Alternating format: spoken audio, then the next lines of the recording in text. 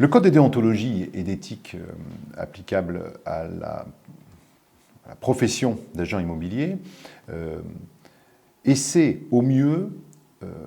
de permettre au titulaire de carte professionnelle d'organiser et de gérer son entreprise. Là, je parle bien spécifiquement du titulaire de carte professionnelle dans cette partie-là. Donc, de gérer et d'organiser son entreprise, et ce, selon 4 principes. En 2 mots, le titulaire de carte professionnelle se doit de veiller à ce que les modalités d'organisation et de fonctionnement de son entreprise permettent d'être en conformité avec les dispositions légales et réglementaires en vigueur, et notamment celles du code de déontologie, celle de la lutte contre la discrimination, celle de la lutte contre le trafic financier, c'est-à-dire le blanchiment des capitaux et le financement du terrorisme, qui sont les parties déontologie, les parties lutte contre la discrimination et les parties, j'allais dire, TRACFIN. 3 éléments essentiels. Il se doit de mettre en place et de veiller à ce que les modalités d'organisation et de fonctionnement de son entreprise permettent le bon exercice de ces 3 ensembles de lois. Alors, cela a comme conséquence, bien évidemment, de générer des process au sein de l'entreprise, de générer des documents permettant de tenir par la main dans l'application de ces législations les agents commerciaux et les négociateurs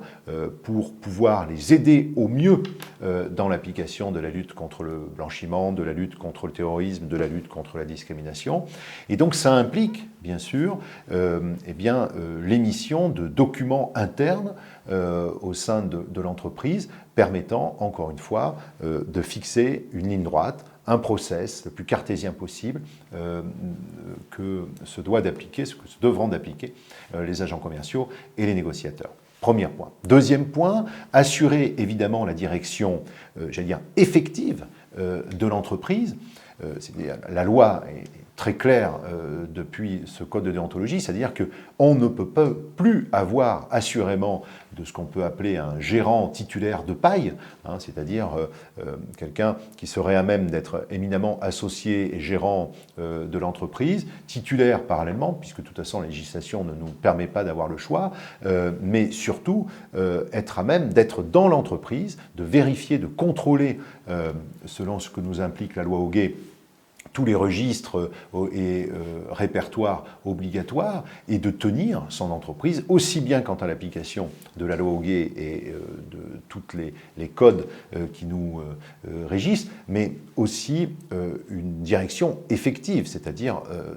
être dans son rôle de chef d'entreprise et de gestionnaire de l'entreprise. Donc assurer la direction effective de leur entreprise, de leur établissement, évidemment sous réserve de leur faculté de nommer, puisqu'ils ont la possibilité de le faire, des directeurs d'établissement, bien sûr. Il peut aussi déléguer contractuellement ses compétences par le biais d'un contrat de travail. Ça lui est tout à fait possible. Troisième point, lorsqu'il habilite des collaborateurs à négocier, eh bien, le titulaire de carte professionnelle doit veiller à ce que ces personnes remplissent toutes les conditions fixées par les lois et règlements, bien sûr, premier point, qu'elle présente toutes les compétences et les qualifications nécessaires. Donc c'est le rôle de l'agent immobilier, c'est le rôle du titulaire, de vérifier si l'intégralité de ses subordonnés, s'il y a contrat de travail, ou de ses agents commerciaux, soit bien dans le cadre des compétences et des qualifications nécessaires, bien sûr, et notamment en ce qui concerne la capacité d'être formé tous les 3 ans à hauteur de 42 heures minimum.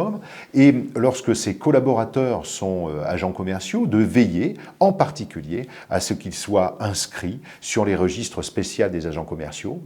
et qu'ils aient une assurance en responsabilité civile professionnelle contre les conséquences pécuniaires de sa responsabilité professionnelle. Et puis, 4e et dernier point, le titulaire de carte professionnelle se doit aussi de préciser avec clarté, ce n'est pas moi qui l'exprime, c'est la loi, avec clarté et exhaustivité, L'étendue des pouvoirs confiés à un directeur d'établissement ou en général aux agents commerciaux, de telle façon qu'en aucun cas l'agent commercial puisse prétendre à franchir des caps quant à l'application de sa profession sur des obligations qui n'incombent que aux titulaires de carte professionnelle, notamment la tenue de tous les registres et répertoires obligatoires, notamment le fait de réceptionner, la réception d'un acte, c'est-à-dire l'accueil des clients au moment de la signature d'un acte et de l'explication que se doit d'avoir l'agent immobilier auprès de ses vendeurs et acquéreurs, si c'est par exemple un compromis de vente ou une promesse cinématique quelconque. Voilà, l'idée, elle est là, essayer d'être le plus clair possible et exhaustif possible au niveau du contrat d'agent commercial, au niveau du contrat de travail, et faire en sorte qu'en aucun cas il puisse y avoir une interprétation X ou Y de la part du salarié ou de l'agent commercial par rapport à ses droits, ses obligations, ses fonctions, ses missions. Voilà ce que entend gérer et axer dans la partie organisation et gestion de l'entreprise le code de déontologie et d'éthique.